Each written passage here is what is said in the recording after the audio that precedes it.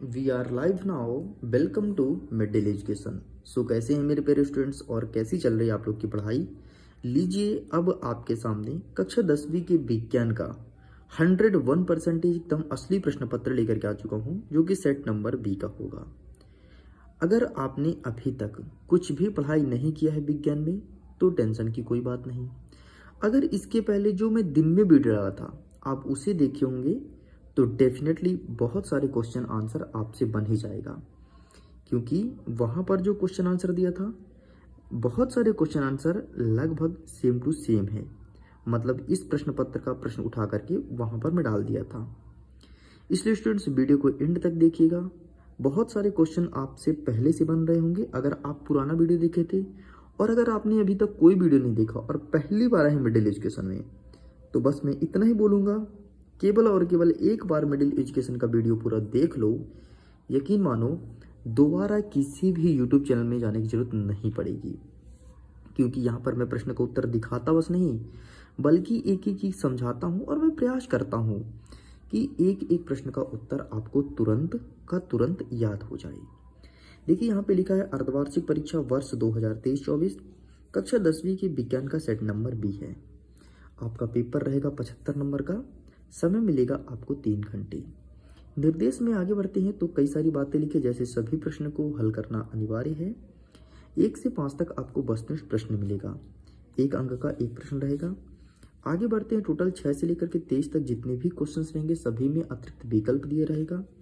6 से 17 वाले प्रश्न तक अति लघु उत्तरीय मतलब 2 अंक के प्रश्न, जिसका आंसर आपको 30 शब्दों मतलब 3 लाइन में लिख के पूरा करना पड़ेगा।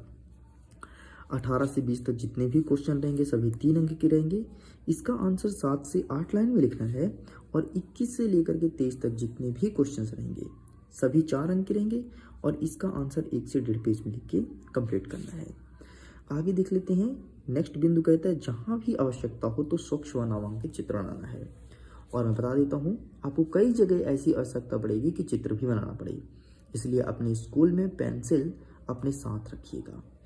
चलिए आगे करता है प्रश्न क्रमांक 1, सही विकल्प चुनकर एक लिखो। इसमें पहला नंबर पूछा है निम्नलिखित में से कौन सी धातु उभयधर्मी है। तो यहाँ पर कई सारे ऑप्शन जैसे सोडियम, कैल्शियम, मैग्नीशियम, कॉपर, तो इसका सही आंसर आपको मैग्नीशियम पे टिक करना है। आगे कहता है सेकंड नंबर, निम्नलिखित में से कौन सी मिश्र धातु में समवायता होता है। तो इसका सही आंसर लिखना है आपको अमलगम, अर्थात ऑप्शन नंबर सा इज करेक्ट आंसर। आगे देखते हैं, निम्नलिखित में से कौन सी अधातु द्रव्य होती है। तो यहाँ पर ऑप्शन है फ्लोरीन, फास्फोरस, ब्रोमीन, आयोडीन, तो इसका सही आंसर आपको लिखना है ब्रोमीन, ऑप्शन नंबर सा इज करेक्ट आंसर। आगे बढ़ते हैं, नेक्स्ट कहता है चौथा नंबर, किसी रासायनिक अभिक्रिया में भाग लेने वाले पदार्थ को क्या कहते हैं। तो अगर कोई रासायनिक अभिक्रिया में भाग लेते हैं उसे कहते हैं अभिकारक, ठीक है। आगे कहता है 5वां नंबर, लंबे समय तक सेवन ना करने पर सूखे मेवे सड़ जाते हैं, ऐसा क्यों, ऐसा क्या रीजन है। तो इसका सही आंसर लिखना है विकृत गंधिता के कारण सूखे मेवे होते हैं वो खराब हो जाते हैं। नेक्स्ट कहता है 6वां नंबर, चींटी के डंक में कौन सा अम्ल उपस्थित होता है। तो चींटी के डंक में पाया जाता है मेथेनोइक अम्ल, तो इसका सही आंसर हो जाएगा ऑप्शन नंबर बा इज करेक्ट आंसर। अच्छा, सिट्रिक अम्ल, मौलिक अम्ल, एस्टिक अम्ल पता है क्या कहाँ पाया जाता है। अगर किसी स्टूडेंट्स को पता है तो प्लीज इसका आंसर जरूर लिखिएगा। आगे बढ़ते हैं, नेक्स्ट कहता है प्रश्न क्रमांक 2, रिक्त स्थान की पूर्ति करो। पहला नंबर कहता है डैश डैश में श्रृंखलन क्षमता अधिक होती है, तो यहाँ पर आपको कार्बन लिखना है। नेक्स्ट कहता है दूसरा नंबर, शराब वाइन में डैश डैश अल्कोहल होता है, तो शराब में मेथेनोइक अल्कोहल होता है। नेक्स्ट डैश डैश कहता है यौगिकों में समवायता का गुण पाया जाता है, तो यहाँ पर आपको कार्बन लिखना है, कार्बन के यौगिक में समवायता का गुण पाया जाता है। आगे बढ़ते हैं, नेक्स्ट कहता है चौथा नंबर, सिरके में कौन सा अम्ल होता है। तो सिरके में पाया जाता है एसिटिक अम्ल, और इसका प्रयोग घरों में अचार बनाने के लिए करते हैं। जो अचार डालते हैं ना मम्मी लोग, उसमें सिरका डालते हैं, मतलब एसिटिक अम्ल का उपयोग करते हैं, जो कि मार्केट से खरीद के लाते हैं। नेक्स्ट कहता है कार्बन की संयोजकता कितनी है। तो कार्बन की 4 संयोजकता होती है। और अंतिम वाला प्रश्न पूछा है पादपों में भोजन का संवहन किस ऊतक के द्वारा होता है। तो फ्लोएम के द्वारा होता है भोजन का संवहन। इस प्रकार से स्टूडेंट्स प्रश्न क्रमांक 2 तक के सभी प्रश्नोत्तर को कंप्लीट कर दिया हूँ। आगे बढ़ते हैं। प्रश्न क्रमांक 3 कह रहा है सत्य और असत्य को चुनिए। पहला नंबर कहता है वायु कूपिकाएं हृदय में पाई जाती है, तो बिल्कुल सत्य हो जाएगा। नेक्स्ट, मनुष्य में सामान्यतः रक्तदाब 180 से लेकर 100 मतलब मिलीग्राम तक होता है, तो बिल्कुल असत्य है। नेक्स्ट, यहाँ पे लिखा है मोटर न्यूरॉन ग्राही अंगों के आवेश को मेरुरज्जु तक पहुंचाते हैं, तो सत्य हो जाएगा। मस्तिष्क का सोचने समझने वाला भाग पश्च मस्तिष्क कहलाता है, बिल्कुल सत्य है। आप पीछे वाले मस्तिष्क से सोचते हो भाई, ये बस सोचना कि आगे वाले मस्तिष्क सोचते हैं, ठीक है। 5वां नंबर, एड्स विषाणु जनित यौन रोग है, तो ये भी सत्य हो जाएगा। अंडाप का शीर्ष भाग वर्तिका कहलाता है, तो ये भी आपका असत्य हो जाएगा। तो इस प्रकार से दूसरा और 6वां असत्य, बाकी सारे सत्य हैं। चलिए आगे देखते हैं। प्रश्न नंबर 4 कह रहा है सही जोड़ी बनाओ। एक साइड लिखा है कॉलम आ, दूसरा लिखा है कॉलम बा। पहला नंबर कहता है हाइड्रा, तो हाइड्रा का हो जाएगा मुकुलन, option number B. Second number कहता है युग्म आयन युग्म संलयन, तो इसका सही आंसर हो जाएगा आपका निषेचन, अर्थात ऑप्शन नंबर ए। नेक्स्ट कहता है वायु गुणसूत्र, तो इसका सही आंसर मनुष्य हो जाएगा। नेक्स्ट कहता है डीएनए, तो डीएनए का हो जाएगा अनुवांशिकीय पदार्थ। नेक्स्ट कहता है उत्तल लेंस, तो उत्तल लेंस बीच में मोटा और किनारे पतला होता है। आमने सामने इनको उत्तर दिया गया, देख लो कुछ का। एक सरल रेखीय पथ, तो प्रकाश किरण हो जाएगा। तो इस प्रकार से ये भी कंप्लीट होता है, ठीक। आगे बढ़ते हैं। प्रश्न नंबर 5 कह रहा है एक वाक्य में उत्तर दीजिए। पहला नंबर कहता है कि अपवर्तनांक किसे कहते हैं, तो अपवर्तनांक का आंसर आपको स्वयं फाइंड करना है, हमारे पास अवेलेबल नहीं है। नेक्स्ट, सेकंड नंबर, निकट दृष्टि दोष युक्त लेंस के लिए कौन से प्रतिबिंब का यूज करेंगे, तो निकट दृष्टि दोष के लिए हम अवतल दर्पण का यूज करेंगे, ठीक। आगे बढ़ते हैं।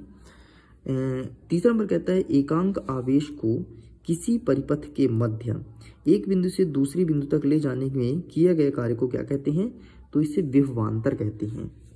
नेक्स्ट देखते हैं 6वां नंबर, किसी परिपथ में बहने वाली विद्युत धारा को नियंत्रित करने वाले अवयव को क्या कहते हैं, तो इसका सही आंसर लिखना है परावर्ती प्रतिरोध। 5वां नंबर, जब किसी तार की लंबाई दोगुनी कर दी जाती है तो एमीटर का पाठ्यांक कितना होता है, तो यहाँ पर लिखना है आधा हो जाता है। नेक्स्ट, अपशिष्ट किसे कहते हैं, तो वे पदार्थ जो शेष रूप से बच जाते हैं उसे अपशिष्ट कहते हैं, ठीक है। आगे बढ़ते हैं। नेक्स्ट 6वां नंबर कहता है आलू चिप्स के पैकेट में नाइट्रोजन से भरा क्यों किया जाता है। आलू चिप्स के पैकेट को नाइट्रोजन से भरा क्यों किया जाता है, मतलब आलू के चिप्स का पैकेट देखोगे तो पैकेट बड़ा फूला रहता है, ठीक है, उसमें गैस भरा होता है, तो उसमें नाइट्रोजन गैस भरा होता है। इससे आलू का चिप्स लंबे समय तक खराब नहीं होता है, ठीक। आगे कहता है अथवा में दैनिक जीवन में संरक्षण की कोई 2 एग्जाम्पल देना है। तो सबसे पहले हम देख लेते हैं आलू चिप्स के पैकेट वाला, ये लिखा है आंसर। देखो आलू के चिप्स तेल से तले हुए होते हैं, वायु और ऑक्सीजन के संपर्क में अधिक समय तक उपस्थित रहने पर उपचयित होकर के अपना स्वाद और गंध बदल करके विकृत गंधी हो जाते हैं। इसलिए इन्हें नाइट्रोजन जैसे गैस सक्रिय गैसों से प्रभावित किया जाता है, इसलिए इसे आलू के चिप्स के थैले में नाइट्रोजन गैस भरी जाती है, मतलब नाइट्रोजन के साथ ये रिएक्शन नहीं करते हैं, ठीक है। चलिए अथवा में देख लेते हैं दैनिक जीवन में संचारण के कोई 2 एग्जाम्पल देना है। तो ये रहा आपके सामने 2 एग्जाम्पल, लोहे में जंग लगना और चांदी पर काली परत, मतलब चांदी होता है तो उसमें काली परत चढ़ जाती है। नेक्स्ट देखते हैं 7वां नंबर कहता है अम्लीय वर्षा से क्या समझते हैं, और अथवा में कहता है क्रिस्टलीकरण से आप क्या समझते हैं। तो अम्लीय वर्षा मतलब सिंपल से यार, जब जल का पीएच मान 5.6 से कम हो जाता है तो उसे अम्लीय वर्षा कहते हैं। और अथवा कहता है क्रिस्टलीकरण, तो क्रिस्टलीकरण का आंसर लिखेंगे कुछ इस प्रकार से, ये आपके सामने अवेलेबल है। देखिए यहाँ पे लिखा है कुछ लवण शुद्ध अवस्था में विशिष्ट ज्यामिति ठोस आकार के एक समान एवं चमकदार कण के रूप में होते हैं जिन्हें क्रिस्टल कहते हैं, तथा क्रिस्टल बनने की प्रक्रिया ही क्रिस्टलीकरण कहलाती है। साइड करते हैं नेक्स्ट क्वेश्चन। नेक्स्ट 8वां नंबर कहता है धातु एवं अधातु में रासायनिक आधार पे 2 अंतर बताना है। धातु और अधातु में 2 अंतर बताना है रासायनिक आधार पर। तो ये रहा आपके सामने, देखिए धातु अपचायक होता है, ये उपचायक होता है। इसके ऑक्साइड क्षारीय होते हैं, इसके ऑक्साइड अम्लीय और उदासीन होते हैं। धातु धनात्मक तत्व है और ये विद्युत ऋणात्मकता तत्व है। चलिए साइड करते हैं। नेक्स्ट क्वेश्चन क्या कहता है नेक्स्ट क्वेश्चन हमारा कहता है कि अपर रूपता किसे कहते हैं। अपर रूपता संबंधित प्रश्न पूछा गया है। तो ये रहा आपके सामने अपर रूपता। तो प्लीज आप इसका फोटो खींच लीजिए। जब कोई तत्व प्रकृति में विभिन्न रूपों में मिलते हैं जिनके भौतिक गुण भिन्नता होती है किंतु रासायनिक गुण समान होते हैं, इसे अपर रूपता कहते हैं। इसका अच्छा एग्जाम्पल ग्रेफाइट और डायमंड होगा। ठीक है, चलिए बेटा साइड करते हैं। नेक्स्ट क्वेश्चन कहते हैं साबुन एवं अपमार्जक। अपमार्जक मतलब होता है निरमा। तो साबुन और निरमा में अंतर बताना है। तो आप सबको पता है कि जो साबुन होता है वो बसा अम्लों के साथ उच्च सोडियम या पोटेशियम लवण होते हैं, जबकि ये जो निरमा होता है ये एल्कोइक अम्लों की लंबी श्रृंखला वाला सोडियम लवण होता है। दूसरा अंतर सुनिए, अच्छा देखते ही जाओ ताकि मजा भी आए पढ़ने में। ठीक है, ये रहा जो साबुन होता है, तो साबुन में कैल्शियम और मैग्नीशियम के लवण के साथ अम्लीय पदार्थ बनाती हैं, जबकि अपमार्जक जो निरमा होता है कैल्शियम और मैग्नीशियम लवण के साथ अम्लीय पदार्थ नहीं बनाते हैं। ठीक है, नेक्स्ट कहता है साबुन कठोर जल के साथ अच्छा झाग नहीं देता है, जबकि निरमा चाहे कठोर जल हो चाहे जैसा जल हो ये सब में अच्छा झाग देता है। नेक्स्ट देखो, साबुन सामान्यतः कपड़े धोने के लिए अधिक उपयुक्त नहीं होती हैं, किंतु जो अपमार्जक होते हैं उसका उपयोग कपड़े धोने के लिए किया जाता है। ठीक है, आगे बढ़ते हैं। अथवा कहता है कि प्रतिस्थापन अभिक्रिया किसे कहते हैं, ये प्रश्न पूछा गया है। तो ये रहा आपके सामने इसका भी आंसर। ये देखो, प्रतिस्थापन अभिक्रिया वह क्रिया है जिसमें परमाणु की संरचना में बिना किसी परमाणु या परमाणु के समूह द्वारा किसी अन्य परमाणु में शामिल अन्य परमाणु समूह को शामिल किया जाता है। जैसे आप देख लीजिए यहाँ पे लिखा गया है। ठीक, चलिए आगे बढ़ते हैं। नेक्स्ट क्वेश्चन, नेक्स्ट हमारा 10वां नंबर कहता है कि स्वपोषण के लिए आवश्यक परिस्थिति तथा इसके उत्पाद क्या हैं, ये चीज़ बताना है। तो इसका आंसर हम दिखा देते हैं। स्वपोषण के लिए क्या क्या चीज़ होना आवश्यक है। तो देखो, सबसे पहले आपको लिखना है कि कार्बन डाइऑक्साइड की उपलब्धता होनी चाहिए, वहाँ पर जल की उपलब्धता होनी चाहिए और सौर ऊर्जा की उपलब्धता होनी चाहिए। इसके साथ क्लोरोफिल की भी उपलब्धता होनी चाहिए, तभी जाकर के कोई भी पौधा है वो स्वपोषी मतलब अपने से पोषण लेकर के और तैयार हो पाएगा। आगे बढ़ते हैं। नेक्स्ट कहता है माइटोकॉन्ड्रिया का कोशिका का ऊर्जागृह क्यों कहा जाता है। तो ये रहा स्टूडेंट्स आपके सामने आंसर। आखिरकार क्यों कहते हैं माइटोकॉन्ड्रिया का कोशिका का ऊर्जागृह। तो इसका आंसर लिखेंगे, माइटोकॉन्ड्रिया में एंजाइम होती हैं जो भोज्य पदार्थ को ऑक्सीकृत करके ऊर्जा का निर्माण करते हैं और एटीपी के रूप में एकत्रित होते हैं। यह ऊर्जा बहुत जैविक प्रक्रियाओं में काम आती है, अतः माइटोकॉन्ड्रिया का कोशिका का बिजली घर या फिर ऊर्जा घर या फिर पावर हाउस कहा जाता है। ओके, आगे बढ़ते हैं। 11वां नंबर कहता है मस्तिष्क का कौन सा भाग शरीर की स्थिति तथा यहाँ पर थोड़ी मिटा हुआ है का अनुरक्षण करती है, ये प्रश्न पूछा गया है। तो इसका सही आंसर लिखेंगे मस्तिष्क का पश्च भाग, ये सब काम करती है। ठीक है, संतुलन बनाती है, अनुरक्षण करती है, सब मस्तिष्क का पश्च भाग करती है। आगे देखते हैं, मनुष्य में स्रावित होने वाले नर तथा मादा के हार्मोन्स का नाम बताना है। तो हार्मोन्स का नाम दिखाएंगे, लेकिन उसके पहले आप प्रश्न क्रमांक 11 का सही उत्तर देख लो, ये रहा। अब देखिए, मनुष्य में जो नर में हार्मोन्स निकलता है उसे कहते हैं एस्ट्रोस्टेरोन और जो मादा निकलता है उसे कहते हैं एस्ट्रोजन या प्रोस्टोस्टेरोन। ठीक है, 12वां नंबर कहता है कि ऊतक संवर्धन तकनीकी किसे कहते हैं, ये प्रश्न पूछा गया है। तो ये रहा आपके सामने इसका आंसर। देखिए यहाँ पे लिखना है पर्याप्त तथा उन्नत किस्म की फसलें प्रदान करने वाले दक्ष तंत्र द्वारा भोजन की बढ़ती हुई मांग को पूरा करने के लिए हमारी पारंपरिक प्रजनन तरीके जब असफल हुई तब एक अन्य प्रौद्योगिकी का जन्म हुआ, उसे ऊतक संवर्धन कहते हैं। अर्थात एक पादप कोशिका से एक नया पौधा जन्म देना ऊतक संवर्धन कहलाता है। ठीक है, आगे देखते हैं। अथवा कहता है कि लैंगिक और अलैंगिक जनन में अंतर स्पष्ट कीजिए। तो ये रहा आपके सामने लैंगिक और ये रहा आपके सामने अलैंगिक जनन। देखो, लैंगिक जनन में इसमें केवल एक जनक होता है, एक जनक भाग लेता है, इसमें 2 जनक भाग लेते हैं। ये युग्म उत्पन्न नहीं होते हैं और ये युग्म उत्पन्न होते हैं। इस प्रक्रिया में निषेचन नहीं होता और इस प्रक्रिया में निषेचन होता है। इस प्रक्रिया में युग्म जनक नहीं बनते और इसमें युग्म जनक बनते हैं। तो इस प्रकार से आपको इसका आंसर लिखना है। ठीक है, चलो आगे बढ़ते हैं। नेक्स्ट क्या कहता है, 13वां नंबर कहता है अनुवांशिक लक्षण किसे कहते हैं, ये चीज हमें बताना है। तो ये रहा आपका अनुवांशिक लक्षण। अच्छा सुनो, अगर तुमको इसका पीडीएफ डाउनलोड करना है ना, तो पीडीएफ का लिंक डिस्क्रिप्शन बॉक्स में दे दूंगा, जाओ जाकर के डाउनलोड कर लेना। ठीक है, पार्ट नंबर फर्स्ट का जो तुम वीडियो देखे तो उसमें आपको पेपर मिल गया था, इस बार आपको पेपर विद सोल्यूशन दोनों मिल जाएगा, इसलिए चाहिए जा करके लिंक के थ्रू आप डाउनलोड कर सकते हैं। आगे देखते हैं, अथर्वम कहता है कि जीन के दो प्रमुख कार्य बताइए। तो जीन के द्वारा जीन के द्वारा आरएनए का निर्माण होता है और यह कोशिका में प्रोटीन के निर्माण में सहायक है, ये आपको लिखना है। ठीक है, तो आप इसका भी फोटो क्लिक कर सकते हैं। आगे बढ़ते हैं, नेक्स्ट क्वेश्चन क्या कहता है 14 नंबर, वास्तविक प्रतिबिंब और आभासी प्रतिबिंब में दो अंतर स्पष्ट कीजिए। तो आइए दिखा देते हैं इसका आंसर, ये रहा आपके सामने, एक साइड लिखा है वास्तविक, दूसरा लिखा है आभासी। इस प्रकार से आपको लाइनें खींच करके और लिखना है। ठीक, वास्तविक प्रतिबिंब जो होता है वो पर्दे पर उतारा सकता है, आभासी को पर्दे पर नहीं उतार सकते हैं, ये हमेशा उल्टा बनता है, ये हमेशा सीधा बनता है, इस चीज को ध्यान रखना। चलिए साइड करते हैं, नेक्स्ट क्वेश्चन क्या कहता है। नेक्स्ट कहता है अथवा में कि यदि एक गोलीय दर्पण की वक्रता त्रिज्या 20 सेंटीमीटर है तो उसकी फोकस दूरी क्या होगी। तो जब भी गोलीय दर्पण की वक्रता त्रिज्या जितनी होती है उसकी आधी उसकी फोकस दूरी होती है, तो फोकस दूरी हो जाएगा 10, मतलब R/2 कर दो 10 आ जाएगा। बाकी इसका आंसर यहाँ पे लिखा गया, देख लो पूरा आंसर यहाँ पे लिखा गया है। ठीक है, चलिए साइड करते हैं, नेक्स्ट क्या कहता है। नेक्स्ट 15 नंबर कहता है कि तारे क्यों टिमटिमाते हैं। तो तारे क्यों टिमटिमाते हैं, इसका रीजन क्या है। तो ये रहा आपके सामने आंसर, ये देखिए यहाँ से लेकर के और यहाँ तक लिख के कंप्लीट करना है। ठीक, चलिए आगे बढ़ते हैं, नेक्स्ट क्या कहता है। नेक्स्ट बर्ण विक्षेपण किसे कहते हैं, ये चीज पूछा गया है। तो आइए इसके आंसर को कवर कर लेते हैं। सिंपल से यार, श्वेत प्रकाशों को 7 अलग अलग रंगों में डिवाइड होना बर्ण विक्षेपण कहलाता है। श्वेत प्रकाश इंद्रधनुष जैसे रंगों में व्यक्त होता है, बैजानी हापी नाला। ठीक है, ये इंद्रधनुष के 7 रंग हैं। चलिए आगे देखते हैं, नेक्स्ट प्रश्न क्रमांक 16 कहता है कि विभवांतर की परिभाषा लिखिए तथा विभवांतर का यसाई मात्रक बताना है। तो ये रहा आपके सामने विभवांतर का परिभाषा।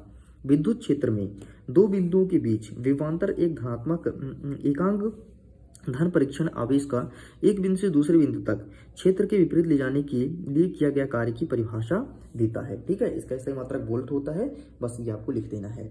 चलिए आगे बढ़ते हैं, अथर्वम कहता है कि विद्युत धारा के ऊष्मीय प्रभाव के दो अनुप्रयोग को बताना है। और ये रहा आपके सामने विद्युत धारा के ऊष्मीय प्रभाव के दो अनुप्रयोग। ठीक, ये देखो, पानी गर्म करने के लिए बॉयलर, विद्युत पर चलने वाली सिगड़ी, विद्युत बल्ब जैसे अनेक उपकरण विद्युत धारा के ऊष्मीय प्रभाव का उपयोग करते हैं। दूसरा नंबर देखो, जिन चालक पदार्थ की अवरोधकता अधिक होती है ऐसे वाहक पदार्थ का उपयोग यहाँ किया जाता है। उदाहरण के लिए लिखा है नाइक्रोम नामक मिश्र धातु की कुंडली का उपयोग विद्युत धारा की सिगड़ी में विद्युत प्रतिरोध के रूप में किया जाता है। ठीक है, जो आप सिगड़ी देखे होगे ना, वो नाइक्रोम के तार लगा होता है उस सिगड़ी में। ठीक, आगे बढ़ते हैं, नेक्स्ट क्वेश्चन क्या कहता है। नेक्स्ट हमारा कहता है कि खाद्य जाल तथा खाद्य श्रृंखला में अंतर बताइए।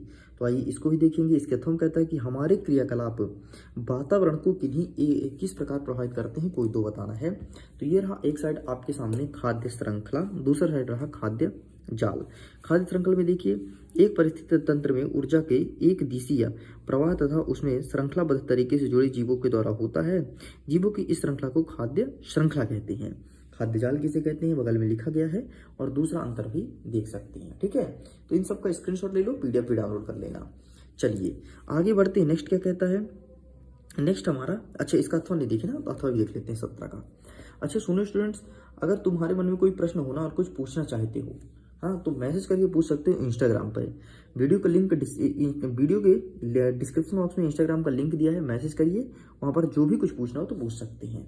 ठीक है, लेकिन इंस्टाग्राम पर ही रिप्लाई मिलेगा, कहीं और नहीं। आगे बढ़ते हैं, नेक्स्ट हमारा क्या कह रहा है। नेक्स्ट 18 नंबर कहता है कि ऊष्माक्षेपी अभिक्रिया के 3 एग्जाम्पल हमें देना है। अथर्वम कहता है कि संतुलन रासायनिक समीकरण किसे कहते हैं, संतुलन रासायनिक समीकरण लिखिए। तो ये रहा भाई ऊष्माक्षेपी अभिक्रिया के एग्जाम्पल। ठीक है, बर्फ का पिघलना, वाष्पीकरण, पानी में अमोनिया क्लोराइड का घुलना, सोडियम कार्बोनेट के साथ एथेनोइक अम्ल, पोटेशियम क्लोराइड के साथ जल का मिलाना। ठीक है जी, आगे बढ़ते हैं, नेक्स्ट क्या कहता है। यहाँ तक हमने कवर कर लिया 18 तक ना। अथर्वम कहता है कि संतुलित रासायनिक समीकरण किसे कहते हैं। तो ये रहा भाई साहब संतुलित रासायनिक समीकरण। ठीक, वह रासायनिक समीकरण जिसमें दोनों पक्ष मतलब अभिकारक और उत्पाद प्रत्येक तत्व परमाणु की संख्या बराबर होते हैं, इसे संतुलित रासायनिक समीकरण कहते हैं। मतलब दोनों साइड जो इक्वेशन है ना वो समान रहे, बैलेंस हो जाए, उसे कहेंगे संतुलित रासायनिक समीकरण, और ये आपको लिखना है। ठीक है, चलिए भैया आगे बढ़ते हैं, नेक्स्ट क्वेश्चन क्या कहता है 19 नंबर तंत्रिका कोशिका का नामांकित चित्र बनाइए। मतलब सिंपल सा आपको नाम सहित चित्र बनाना है और ये रहा आपके सामने तंत्रिका कोशिका का चित्र। ठीक, ध्यान से देख लो। सबसे पहले ये वगैरह बना देना, फिर सेम ऐसे ही इधर भी रहता है, ठीक, लेकिन आधा रहता है, ये देखो। और बाकी इस तरह कुछ डिजाइन वगैरह कर देना। बहुत ही आसान है, एक दो बार प्रैक्टिस करोगे आसानी से तुम भी बना पाओगे।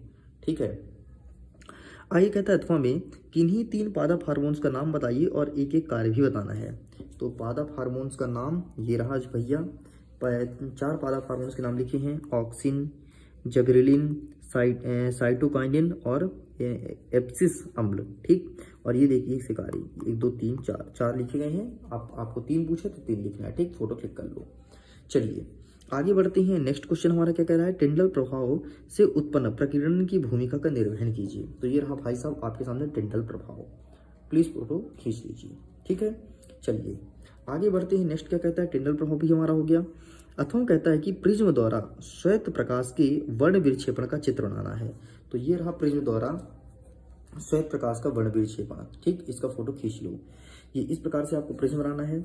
यहाँ से आप श्वेत प्रकाश डालेंगे, फिर सूर्य का प्रकाश। तो ये 7 अलग अलग रंगों में विभक्त होगा। देखो, बैजानी, हापी, ना, ला, ऊपर आएगा लाल, नीचे आएगा बैगनी। ठीक, चलें साइड कर। अच्छा, इसके आगे भी ये रहा, इसका भी स्क्रीनशॉट ले लो। पूरा क्रम का रंग लिख दिया कि कैसे कैसे रहेगा। चलिए साइड करते हैं। नेक्स्ट क्या कहता है, POP मतलब प्लास्टर ऑफ पेरिस किसे कहते हैं, और इसे यहाँ पर कुछ मिटा हुआ है, बर्तन में क्यों रखना चाहिए, एग्जाम्पल सहित हमें बताना है। तो ये रहा प्लास्टर ऑफ पेरिस किसे कहते हैं, इसे आर्द्रता रोधी बर्तन में, ये प्रश्न था। ठीक, तो ये पूरा उत्तर यहाँ पे लिखा गया है, तो आप इसका फोटो क्लिक कर लो। ठीक है, चलिए आगे बढ़ते हैं। नेक्स्ट क्वेश्चन क्या कहता है, नेक्स्ट कहता है 21 का अथवा धोने का सोडा तथा बेकिंग सोडा का उपयोग बताओ। तो धोने का सोडा मतलब होता है आपका वही निरमा वगैरह, और बेकिंग सोडा मतलब खाने का सोडा। तो ये रहा भाई साहब, देखो बेकिंग सोडा का उपयोग प्रति अम्ल के रूप में, बेकरी के उत्पादन के रूप में। ठीक है, अब धोने का सोडा बोला है तो ये दिखा देता हूँ, धुलाई करने के लिए और कांच उद्योग में, ठीक, इनका यूज किया जाता है। आगे बढ़ते हैं। नेक्स्ट क्या कहता है, धमनी और शिरा में अंतर स्पष्ट कीजिए। ठीक, धमनी और शिरा में अंतर देखेंगे। इसके अथवा कहता है कि मानव हृदय का नामांकित चित्र बनाइए। तो ये रहा भाई साहब आपके सामने धमनी और शिरा में अंतर, फोटो क्लिक कर लो।